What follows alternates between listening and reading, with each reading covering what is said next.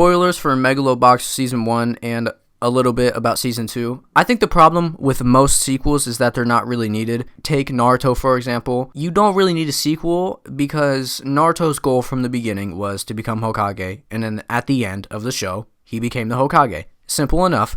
You don't need anything else after that. But it's kind of the same case for Megalobox Season 1. At the beginning, Joe wanted to be the Megalobox champion, and at the end of Season 1, he became the champion. Now, where do you go from here? In Season 2, they could have went the easy route and just have him defend his title as the champion, but that would be pretty boring. And what they went with was, instead of an underdog story, they went for a redemption arc. Because you see him in Season 2, it's a 5-year time skip, and he is fucked up on painkillers, and now he's back fighting in underground rings. And this time, you can definitely tell a difference in the way he fights. In Season 1, he was having fun while fighting, but in Season 2, he is just ruthless and savage when he's fighting. You can definitely tell, especially with the red filter on the screen when he's boxing, you can just definitely get a different vibe from him, and he's not the same person as he was. So this season basically takes our hero from the last season and completely changes him. He is down in the gutter now, and he has to claw back up and get out of his rut. And also his painkiller addiction.